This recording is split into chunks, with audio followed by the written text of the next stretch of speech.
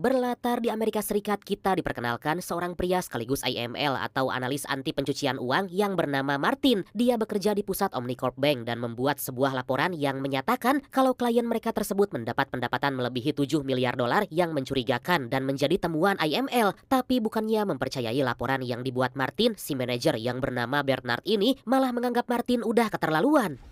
Miss Whiting, please stay.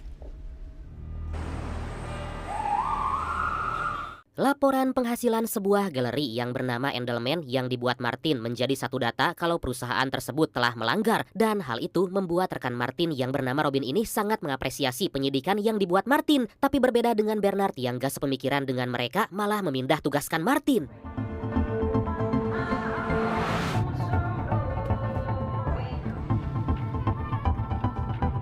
Dan inilah kripto.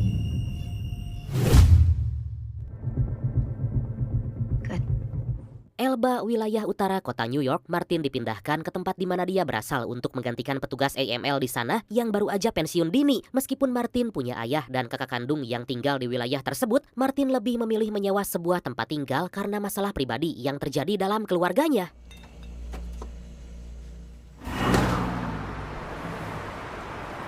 Sebelum berangkat kerja memulai aktivitas di tempat baru, dia terlebih dulu mampir ke sebuah minimarket untuk membeli bir. Tanpa diduga, ternyata minimarket tersebut adalah milik sahabat kecilnya yang bernama Earl. What's up, man? What are you doing here? Alright, see you next time, Ralph.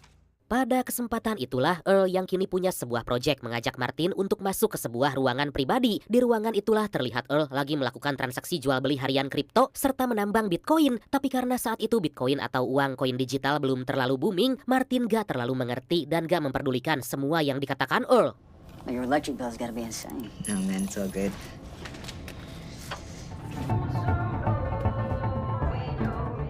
Singkat cerita, setibanya di kantor, Martin disambut baik oleh atasan di sana dan langsung diantar ke ruangan kerjanya. Setelah si atasan itu pergi, muncul seorang sekretaris perusahaan yang bernama Drew yang memberikan beberapa penjelasan tentang apa aja fasilitas yang Martin dapat.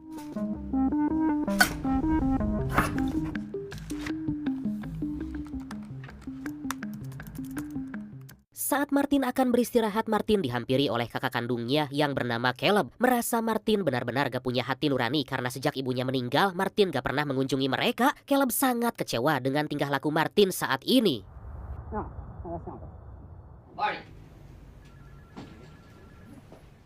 Di waktu luangnya, Martin yang penasaran pergi mengecek memasuki galeri Endelman, dan setibanya di sana, Martin dihampiri oleh asisten pribadi si pemilik galeri yang bernama Katie. Gak berselang lama setelah memperkenalkan diri, mereka dihampiri si pemilik galeri yang bernama Penelope. I don't buy it. One doesn't try to appreciate art.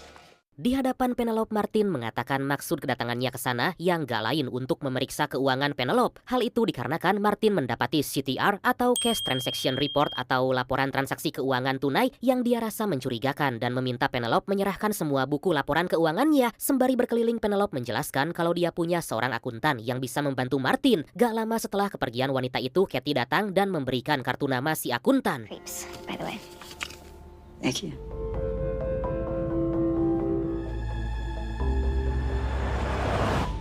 Beberapa waktu kemudian, Martin yang penasaran dengan apa yang dilakukan Earl mencoba melakukan riset dari berbagai platform di sosial media. Tapi saat Martin akan membuka portofolio perusahaan tempat dia bekerja, Martin harus terlebih dulu memasukkan kata sandi.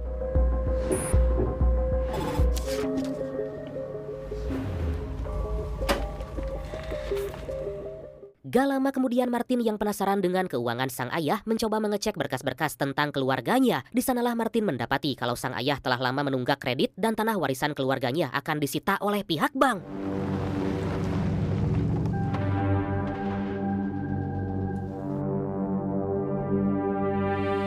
Dengan kabar tersebut, Martin langsung pergi ke kediaman sang ayah mengecek keadaan perkebunan kentang yang dikelola ayahnya. Gak berselang lama, ayah Martin yang kita sebut aja Javier aja lah ya, sesuai request dari Brad kita yang satu ini, datang menghampiri Martin. Di sana Martin berkata kalau dirinya akan membantu Javier untuk kembali menyuburkan lahan perkebunan sekaligus melunasi semua hutang-hutang ayahnya. Tapi Javier yang merasa diremehkan gak menerima bantuan tersebut dan malah mengusir Martin saat itu juga.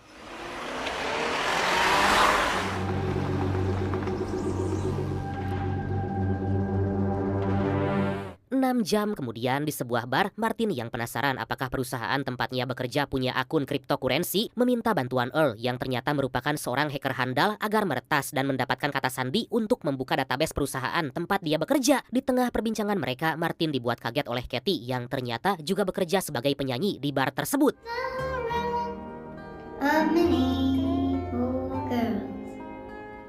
Saat mereka lagi menikmati indahnya lantunan nyanyian Katie, Caleb tiba-tiba datang dan langsung mengusir mereka berdua. Diketahui Caleb melakukan hal itu karena dia sangat kecewa terhadap Martin. Gak cuma itu aja, sampai-sampai Caleb yang emosi pun tanpa basa-basi menghajar Martin di hadapan Earl. Beruntung sebelum situasi semakin memanas, Katie datang dan segera memisahkan mereka berdua.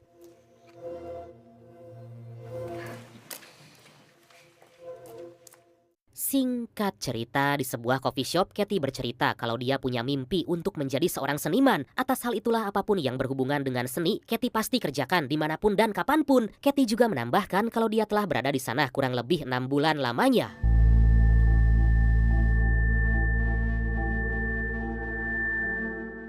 12 jam kemudian mantan petugas AML tempat Martin bekerja sekarang yang bernama Janice dihampiri oleh Martin dan menanyakan apakah Janice menjalankan prosedur melaporkan laporan keuangan Gallery Endelman terhadap OFSC, Kantor Pengawasan Aset Luar Negeri, atau FinCEN, Badan Pengatur Departemen Keuangan Amerika Serikat. Setelah memastikan Janice menjalankan semua prosedur, Janice dimintai keterangan tentang Gallery Endelman, tapi dia hanya mengatakan kata Carcassi.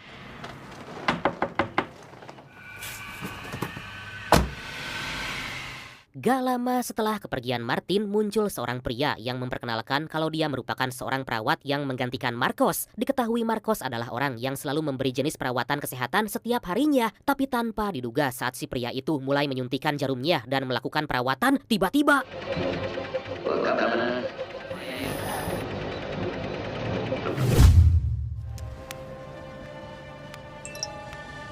di ruangannya, Martin yang baru tiba mendapat pesan dari Earl tentang ID dan kata sandi yang dibutuhkan Martin tempo lalu. Saat Martin mencoba untuk membukanya, ternyata akun tersebut menggunakan keamanan ganda. Di tengah ambigunya itulah Martin dihubungi oleh Robin yang mengatakan kalau Martin dan dia berada dalam daftar penyelidikan pihak kepolisian yang bisa mereka andalkan atas laporan yang dibuat Martin.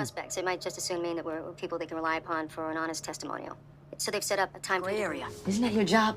Why do you suddenly care so much about this? Beberapa waktu kemudian, tampak jelas Earl yang peduli pada Martin berniat membantu membongkar apakah benar Gallery Endelman melakukan pencucian uang. Dengan keahliannya itulah Earl dapat menemukan sebuah fakta kalau sepertinya bank atau perusahaan tempat Martin bekerja juga kong kali kong dengan Gallery Endelman. Karena kita bisa lihat Omnibank menginvestasikan uang senilai kurang lebih 10 juta dolar atau sekitar 163 miliar rupiah dalam bentuk kripto. Wow!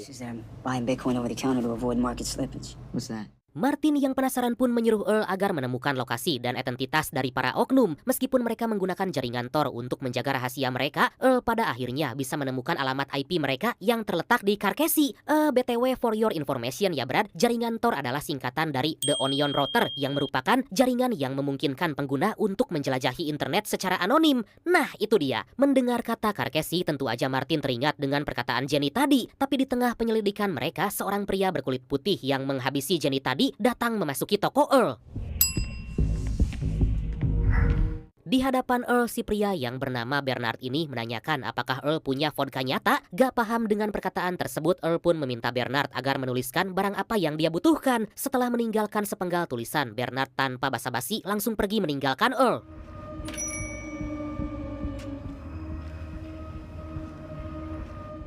Saat Earl baru aja kembali ke ruangannya, Martin dihubungi oleh Ted, si akuntan dari Penelope yang meminta Martin agar datang ke kantornya. Setibanya di sana, Martin disambut baik oleh Ted yang langsung memberikan berkas-berkas yang dibutuhkan Martin. That won't be necessary. Everything you need is somewhere in there. Thank you. No, I'm curious. There's a name. Pada kesempatan itulah Ted yang mendengar kata Carcassi dari Martin tanpa kaget dan berkata kalau dia gak tahu apa-apa tentang yang ditanyakan Martin. Sebelum Martin pergi, kini giliran Ted yang bertanya kenapa Javier, ayah Martin, menolak tawaran kerjasama dari kliennya atas lahan yang mereka punya senilai 7 digit.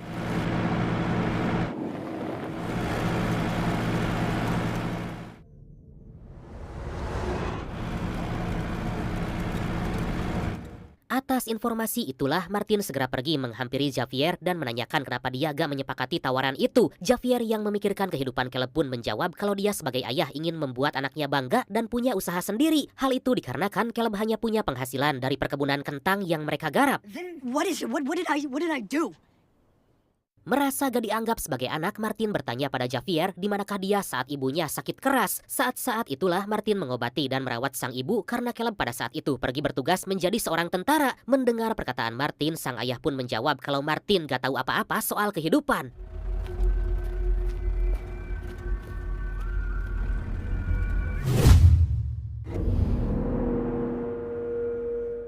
Keesokan harinya, Martin baru tahu kalau Janice telah meninggal dan para kepolisian mengira bahwa Janice melakukan bunuh diri. Mendengar kabar itu, para pegawai di tempat Martin bekerja terus-menerus memandanginya karena ternyata mereka menganggap kalau hanya Martin lah yang keluar dari rumah Janice pada saat itu.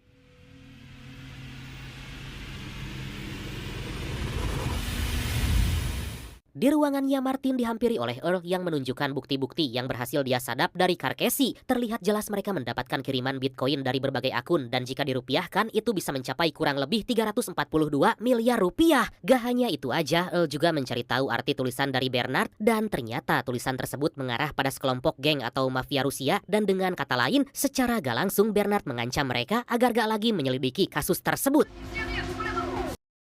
Turn that off.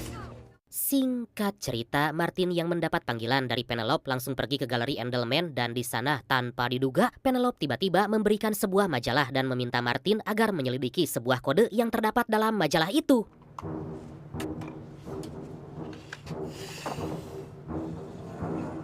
Setibanya di kantor, Martin langsung menyelidiki kode dan alamat yang terdapat di salah satu lembaran majalah. Ternyata setelah ditelaah lebih lanjut, Martin mendapati beberapa cuplikan dari para mafia Rusia yang kejam.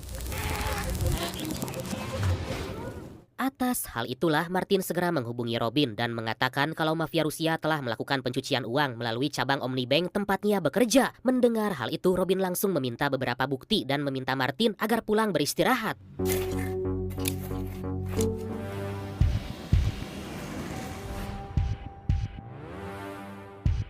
Tapi bukannya beristirahat, Martin segera pergi ke kediaman Javier dan di sana tanpa ada basa-basi sedikit pun, Martin langsung membuka bajunya membantu Javier dan juga Caleb. Melihat hal itu meskipun sempat heran, tapi Caleb dan Javier tetap membiarkan Martin untuk membantu mereka.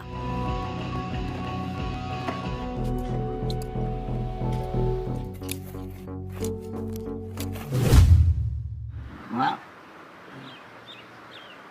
Keesokan harinya, setelah hampir 18 jam non-stop mereka bekerja, Martin diajak oleh Caleb untuk sarapan di sebuah restoran. Tanpa diduga, saat mereka lagi asik menyantap makanan dan hubungan mereka mulai membaik, Martin dibuat kaget oleh sebuah kabar dari televisi yang menyatakan kalau galeri Endelman telah hangus terbakar bersama Penelope di dalamnya. Conducting an autopsy on the deceased as soon as possible in order what the hell's happening to this town? Setibanya di tempat tinggal, Martin dibuat syok mendapat sebuah kiriman misterius dari seseorang. Saat dibuka, Martin mendapat sebuah flash disk di balik tutup minuman keras yang didapatnya. Secara mengejutkan, saat dibuka, flash disk itu berisi video dari Earl yang menyuruh Martin agar men-screenshot beberapa kata kunci untuk Martin mengakses ke dalam dompet digitalnya. Dari sinilah Martin lagi dan lagi dibuat syok saat Earl berkata kalau Martin menerima flash disk tersebut berarti Earl telah tewas. Earl sendiri telah mengirim salinan berkas yang diterima Martin pada Wikileaks agar membongkar kasus yang lagi terjadi. Saat Martin membuka beberapa berkas lengkap tentang bukti pencucian uang, Martin mendapat sebuah email dari Robin yang ternyata ada kaitannya dengan semua ini.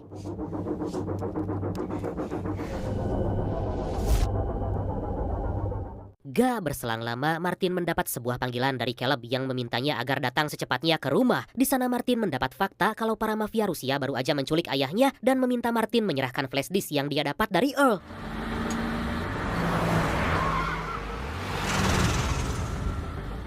Dengan tergesa-gesa, Martin pun segera pergi ke lokasi dan di sana secara gak disangka kita bisa tahu kalau semua ini adalah perbuatan kelompok Ted. Setelah menyerahkan flash disk yang Ted butuhkan, Martin meminta mereka agar membebaskan Javier.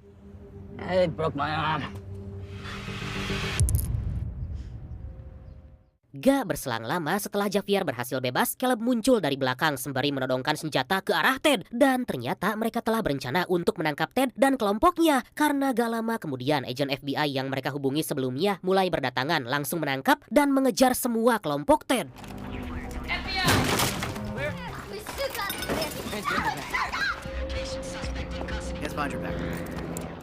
Ternyata Kathy merupakan seorang agen rahasia FBI yang telah lama disusupkan untuk membongkar kasus yang juga lagi diselidiki oleh Martin. Meskipun sempat terjadi aksi baku tembak yang sangat epik di antara mereka, tapi Caleb yang merupakan seorang mantan tentara dan para agen FBI yang bertugas berhasil membabat habis kelompok Ted.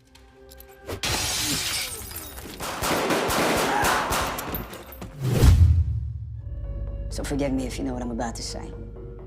Beberapa waktu kemudian terlihat Martin yang berhasil mengungkap semua kejahatan gelap Omnibank yang terjadi dalam cryptocurrency. Dengan tertangkapnya Robin, Martin yang udah gak percaya lagi pada siapapun lebih memilih resign dari pekerjaannya.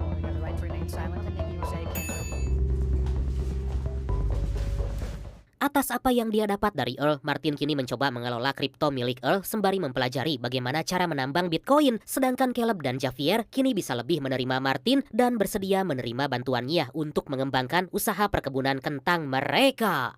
Dan akhirnya film ini pun